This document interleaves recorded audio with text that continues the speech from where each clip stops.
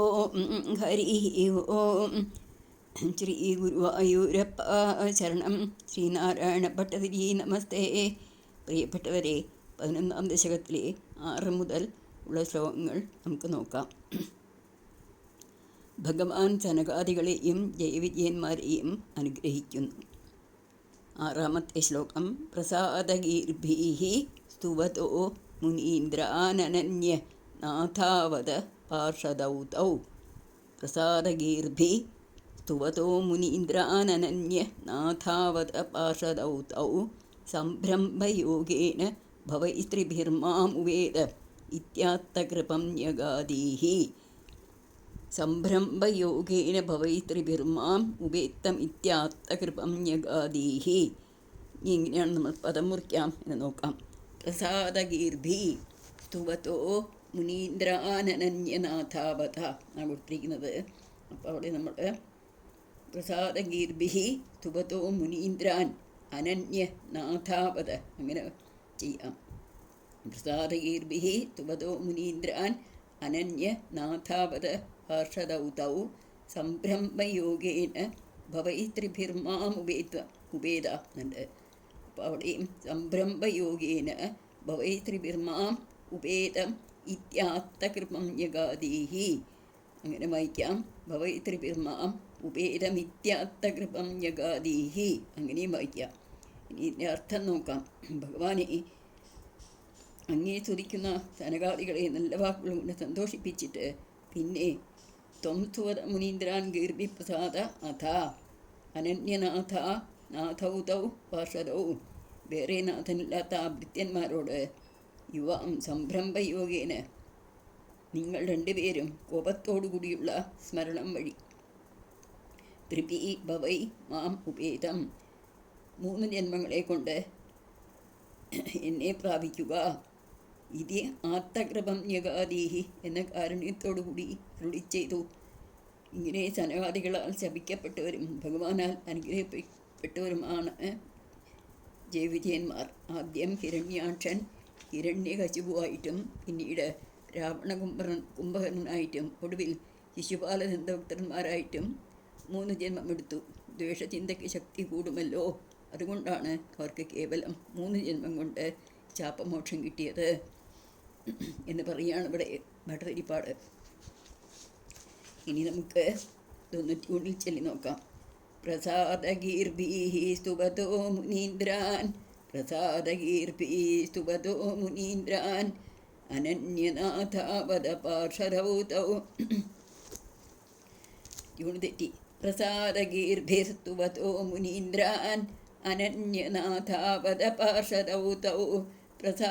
പ്രസാദ്യഗീർഭിഃ സ്തുവതോ മുനീന്ദ്രാൻ അനന്യനാഥാവത പാർഷദൗ തൗ. സംഭ്രംഭയോഗേന ഭവൈസ്ത്രിഭിർമാം ഉപേതമിത്യാത്തകൃപം ന്യഗാദീഃ. സംഭ്രംഭയോഗേന ഭവൈസ്ത്രിഭിർമാം ഉപേതമിത്യാത്തകൃപം ന്യഗാദീഃ. ഇനി 7-ാമത്തെ ശ്ലോകം നോക്കാം.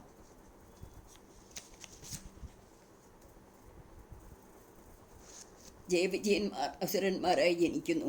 ത്വദീയഭൃത്യാവത കാശ്യപാത്തൗ. ത്വദീയഭൃത്യാവത കാശ്യപാത്തൗ. സുരാരിവീരാ ഉദിതൗ ദിദൗദ്യൗ. സുരാരിവീരാ ഉദിതൗ ദിദൗദ്വൗ. സന്ധ്യാസമുത്പാതനകഷ്ടചേഷ്ടൗ. സന്ധ്യാസമുത്പാതനകഷ്ടചേഷ്ടൗ. യമൗ ച ലോകസ്യ യമാവിവാന്യൗ. യമൗ ച ലോകസ്യ യമാവിവാന്യൗ. ഇതെങ്ങനെയാണ് പദം മുറിക്കാൻ നോക്കാം. ത്വദീയ ഭൃത്യൗ അവധ. അഥ എന്നാണ് പറയുന്നത്. അങ്ങനെ നമുക്ക് വായിക്കേണ്ട. ത്വദീയ ഭൃത്യാവധ കാശ്യപാത്തൗ. സുരാരിവീര വീരൗ ഉദിതൗ എന്നാണ്. സുരാരിവീര വീരൗ ഉദിതൗ. സുരാരിവീരാ ഉദിതൗ ദിദൗ ദ്വൗ. സുരാരിവീരാ ഉദിതൗ ദിദൗ ദ്വൗ.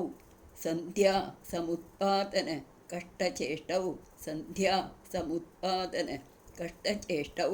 യമൗ ച ലോകസ്യ യമാ വിവാന്യൗ. യമൗ ച ലോകസ്യ യമാവിവാന്യൗ. യമൗ ഇവ എന്നാണ് യമാവിവാന്യൗ എന്നുള്ള പദമായി മാറിയത്. ഇനി അർത്ഥം നോക്കാം. അഥതൗ ദ്വിതീയഭൃത്യൗ കാശ്യപാത് ഗിതൗ ദ്വൗ. പിന്നെ ആ നിന്ദിരോടിയുടെ ഭൃത്യന്മാർ കാശ്യപ മഹർഷിയിൽ നിന്ന് ദിതി എന്ന പത്നിയിൽ 2 അസുരന്മാരായി ജനിച്ചു. സന്ധ്യാസമുത്പാദന ഘട്ടജ്യേഷ്ഠൗ യമൗ ച. സന്ധ്യാസമയത്ത് ജനിപ്പിക്കുകയാൽ ക്രൂര സ്വഭാവമുള്ളവരും ഇരട്ടയായി പിറന്നവരുമായ അവർ ലോകസ്യ അന്യൗ യമൗ ഇവ. ലോകത്തിന് വേറെ 2 യമന്മാരെ പോലെയായിരുന്നു. ജയവിജയന്മാർ കശ്യപ മഹർഷിയുടെയും അതിഥിയുടെയും പുത്രന്മാരായിട്ടാണ് ദിതിയുടെയും പുത്രന്മാരായിട്ടാണ് ജനിച്ചത്. യക്ഷപ്രജാപതിയുടെ മകളാണ് ദിതി. സന്ധ്യാസമയത്ത് ഉൽപ്പാദിപ്പിച്ചത് കൊണ്ടാണ് അവർ ക്രൂര സ്വഭാവന്മാരായത്. ഒരു ദിവസം ആദിത്യനസ്തമിക്കുന്ന സമയത്ത് അഗ്നിശാലയിൽ സന്ധ്യാവന്തനാദികൾ ചെയ്തുകൊണ്ടിരുന്ന സ്വഭർത്താവായ കാശ്യപനോട് ദിതി കാമപരവശിയായി ചെന്ന് പുത്രോത്പാദനത്തിന് അഭ്യർത്ഥിച്ചു. സന്ധ്യാസമയം കഴിയട്ടെ എന്ന് പറഞ്ഞു നോക്കി കാശ്യപൻ. ദിതി കാമാവേശം സഹിക്കാതെ ഭർത്താവിനെ ചെന്ന് പിടികൂടി. ഭാര്യയുടെ നിർബന്ധം കണ്ടപ്പോൾ ദൈവയോഗമാണെന്ന് കരുതി ദിതിയെ തൃപ്തിപ്പെടുത്തി. ഗർഭാധാന സമയം ചീത്തയായതുകൊണ്ടാണ് പുത്രന്മാർ വളരെ അക്രമികളായി തീർന്നത്.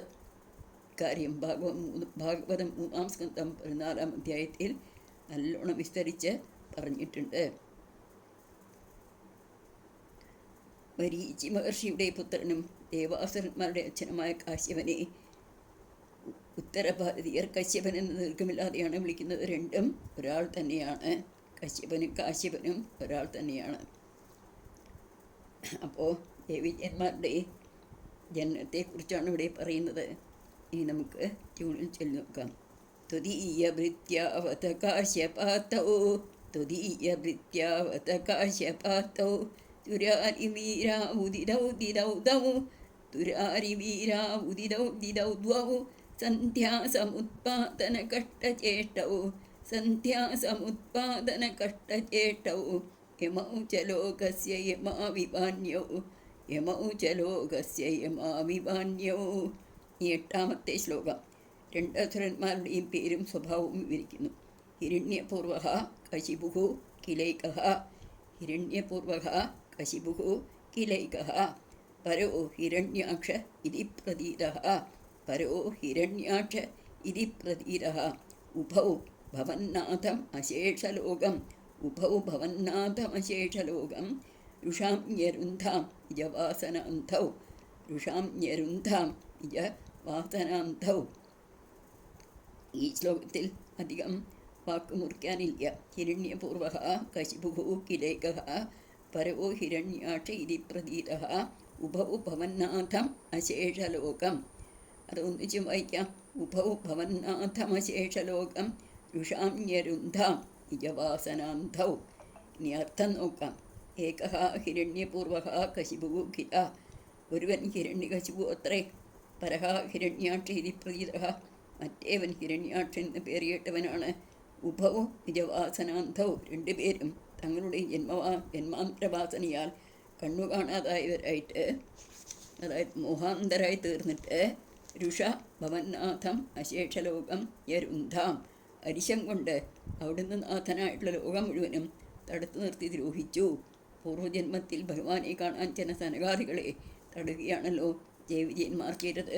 ഭഗവത് അനുഗ്രഹത്തിന് കാരണമായിട്ടുള്ള ധർമാചരണത്തിന് പ്രതിബന്ധമുണ്ടാക്കി ദ്രോഹിക്കുകയാണ് ഈ ജന്മത്തിൽ അവർ ചെയ്യുന്നത് എന്ന് ഭാവം. അങ്ങനെ ലോകത്തിൽ ധർമ്മത്തിന് വാട്ടം തട്ടുകയോ അധർമ്മം വർദ്ധിക്കുകയോ ചെയ്താൽ ഭഗവാൻ അവതരിച്ച് ലോകം രക്ഷിക്കുക പതിവാണ്. ലോകത്തിൻ്റെ നാഥനായിട്ട് ഭഗവാനുണ്ട്. അക്കാര്യം ഭഗവത്കാരെയാണ് ഹിരണ്യകശിപുവും ഹിരണ്യാക്ഷനും ലോകദ്രോഹം ചെയ്യാൻ തുടങ്ങിയത്. ധർമ്മത്തിൻ്റെ പേര് കേട്ടാൽ അവർക്ക് കോപമാണ്. ഇനി നമുക്കിത് ട്യൂണിൽ ചെല്ലാം. ഹിരണ്യപൂർവകശിപുക്കിലൈകഃ പരോ ഹിരണ്യാക്ഷ ഇതി പ്രതീതഃ ഉഭൗ ഭവന്നാഥമശേഷലോകം രുഷാംയരുന്ധാം നിജവാസനാന്ധൗ. ഇനി 9-ാമത്തെ ശ്ലോകം. ഹിരണ്യാക്ഷൻ യുദ്ധത്തിന് ഒരു എതിരാളിയെ കിട്ടാൻ വേണ്ടി പാഞ്ഞു നടക്കുന്നു.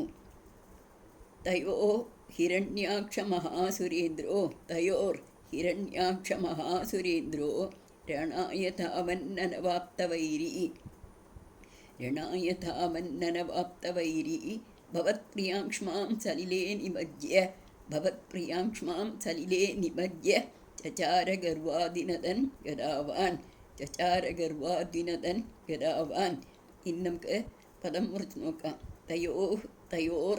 തയോഹോ രണ്ടും ഒന്ന് തന്നെയാണ്. തയോർ ഹിരണ്യാക്ഷ മഹാസുരേന്ദ്രോ രണായ ധാവൻ അനവാപ്തവൈരി. അങ്ങനെ വായിക്കുന്നതായിരിക്കും കൂടുതൽ എളുപ്പം. രണായ ധാവൻ അനവാപ്തവൈരി ഭവത്പ്രിയാക്ഷ്മാം സലിലേ നിമജ്യ ഭവത്പ്രിയാക്ഷ്മാം സലിലേ നിമജ്യ ചചാരഗർവാദ് ദിനതൻ ഗതാവാൻ ചചാരഗർവാദ് ദിനതൻ ഗതാവാൻ. അങ്ങനെ വായിക്കുന്നതായിരിക്കും എളുപ്പം. ചചാരഗർവാദ് വിനതൻ ഗതാവാൻ.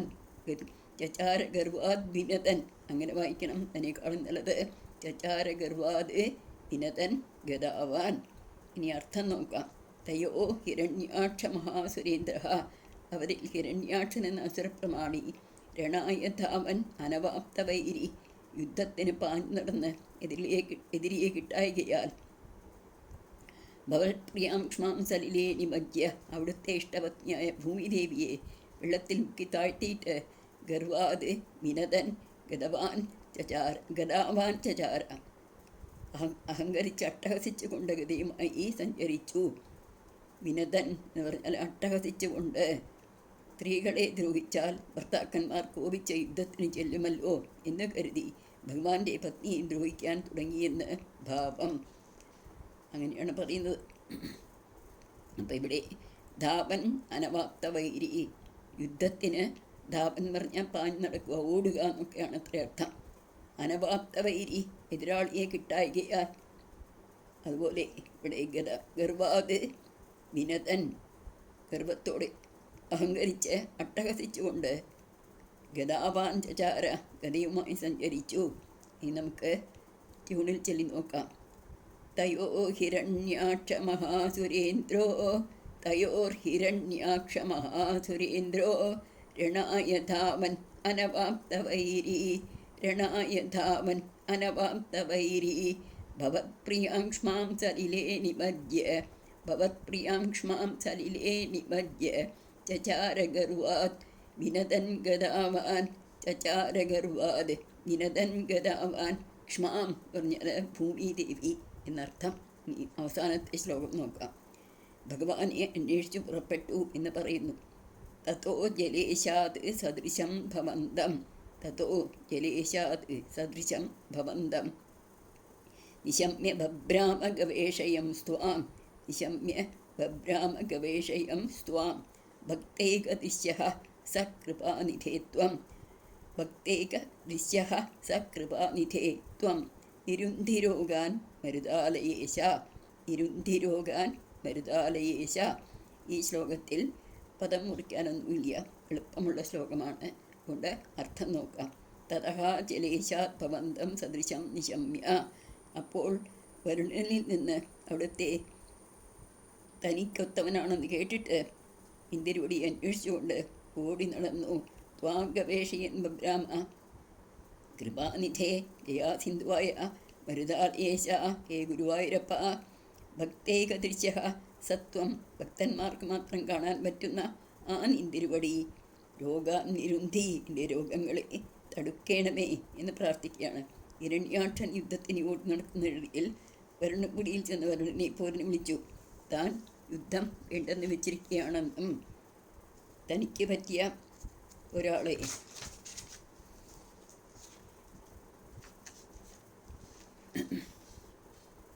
കാട്ടിത്തരാം, ആ എതിരാളി വിഷ്ണു മാത്രമേ ഉള്ളൂ എന്നും വരുണൻ പറഞ്ഞു. അതനുസരിച്ചാണ് ഹിരണ്യാക്ഷൻ വിഷ്ണുവിനെ തെറിഞ്ഞ് പുറപ്പെട്ടത്.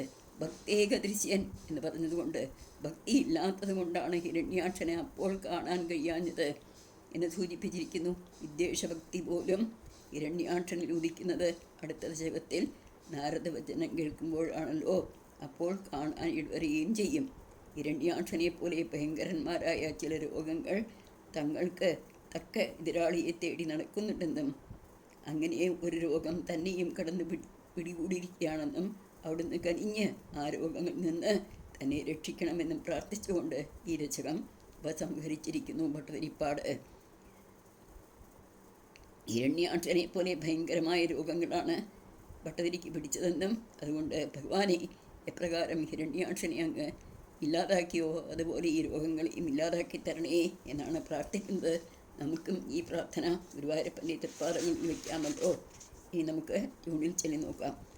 തതോ ജലേശാത് സദൃശം ഭവന്തം തതോ ജലേശാത് സദൃശം ഭവന്തം ഇശമ്യ ബഭ്രാമഗവേഷയം സ്വാം ഇശമ്യ ബഭ്രാമഗവേഷയം സ്വാം തതോ ജലേശാത് സദൃശം ഭവന്തം ഇശമ്യ ബഭ്രാമഗവേഷയം സ്വാം ഭക്തേകദൃശ്യ സകൃപാനിധേ ത്വം ഭക്തേകദൃശ്യ സകൃപാനിധേ ത്വം നിരുന്ധിരോഗാൻ മരുതാലയേശ നിരുന്ധിരോഗാൻ മരുതാലയേശ. ശ്രീ ഗുരുവായൂരപ്പ ശരണം, ശ്രീ ഗുരുവായൂരപ്പ ശരണം, ശ്രീ ഗുരുവായൂരപ്പ ശരണം. ഇത്രയും പറഞ്ഞുകൊണ്ട് നമുക്ക് ഈ ദശകം ഭഗവാന്റെ തൃപ്പാദങ്ങളിൽ ഭക്തിയോടെ ആദരവോടെ സമർപ്പിക്കാം. ഭട്ടതിരിപ്പാട് പ്രാർത്ഥിച്ചത് നമുക്ക് വേണ്ടിയിട്ടാണ്. അതുകൊണ്ട് നമുക്കും ഭക്തിയോടുകൂടി ആദരവോടുകൂടി ഉള്ളഴിഞ്ഞ് ആ ഭഗവാനോട് പറയാം, ഹേ മഹാപ്രഭു, ഞങ്ങളുടെ എല്ലാ രോഗങ്ങളും ഞങ്ങളുടെ എല്ലാ കഷ്ടപ്പാടുകൾക്കും ഞങ്ങൾ തന്നെയാണ് കാരണം. അത് അറിഞ്ഞില്ല ഭഗവാനെ, പൂർവ്വജന്മങ്ങളിൽ ഇങ്ങനെയൊക്കെ ചെയ്തു പോയി. ഈ ജന്മം ആ ഒരു ബോധം അങ്ങ് ഉദിപ്പിച്ചു തന്നിട്ടുണ്ടല്ലോ. അതുപോലെ ഭയങ്കരങ്ങളായ ആന്തരിക രോഗങ്ങളും അതുപോലെ ശാരീരിക രോഗങ്ങളും ഞങ്ങളെ വല്ലാതെ ബുദ്ധിമുട്ടിക്കുന്നത് ഗുരുവായൂരപ്പ. എപ്രകാരം അവസരന്മാരെയെല്ലാം അങ്ങ് നിഷ്പ്രയാസം കൊന്നൊടുക്കിയോ, അവരുടെ അഹങ്കാരങ്ങളെല്ലാം തീർത്തുവോ, അതുപോലെ ഞങ്ങളുടെയും ഈ രോഗങ്ങളെയൊക്കെ മാറ്റിത്തന്ന അവിടുത്തെ തൃപ്പാദങ്ങളിൽ ഭക്തി ഉണ്ടാക്കി തരണേ എന്ന് പ്രാർത്ഥിക്കാം. സർവവും ഭഗവത് പാദങ്ങളിൽ സമർപ്പണം. കായേന വാചാ മനസേന്ദ്രിയൈർവാ ബുദ്ധ്യാത്മനാ വാ പ്രകൃതേ സ്വഭാവാത് കരോമി യദ്യത് സകലം പരസ്മൈ ശ്രീനാരായണായേതി സമർപ്പയാമി. ഹരി ഓം തത്സത്. ബ്രഹ്മാർപ്പണമസ്തു. കൃഷ്ണ ഹരേ ജയ, കൃഷ്ണ ഹരേ ജയ.